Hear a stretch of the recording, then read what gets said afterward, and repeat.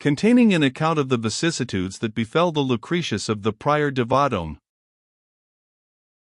Ager Massue, successor to Leger Senior, the binder, whose establishment was in the Rue de l'Abbaye, opposite the old hotel of the Abbés of Saint-Germain-des-Prés, in the hotbed of ancient schools and learned societies, employed an excellent but by no means numerous staff of workmen, and served with leisurely deliberation a clientele who had learned to practice the virtue of patience. 6 weeks had elapsed since he had received the parcel of books that had been dispatched by Monsieur Sariette, but still Leger Massue had not yet put the work in hand.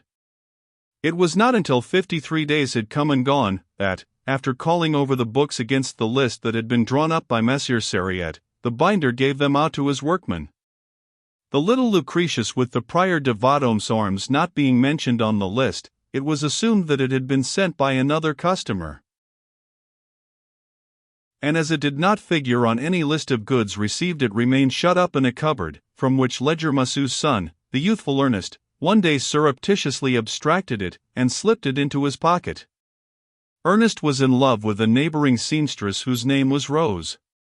Rose was fond of the country, and liked to hear the birds singing in the woods, and in order to procure the wherewithal to take her to Chatou one Sunday and give her a dinner, Ernest parted with the Lucretius for 10 francs to old Moranger, a second-hand dealer in the Rue Saint-Ex, who displayed no great curiosity regarding the origin of his acquisitions.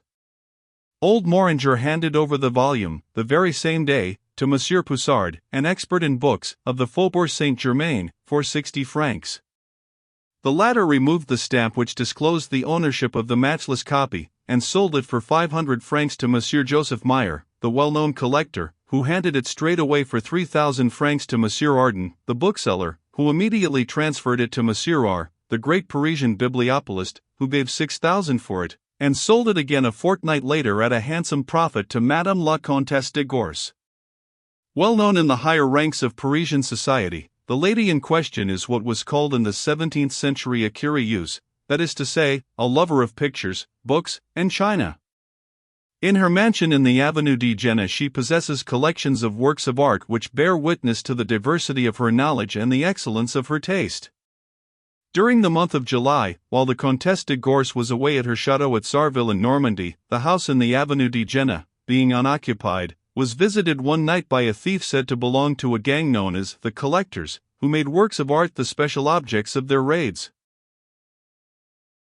The police inquiry elicited the fact that the marauder had reached the first floor by means of the waste pipe, that he had then climbed over the balcony, forced a shutter with a jemmy, broken a pane of glass, turned the window fastener, and made his way into the long gallery.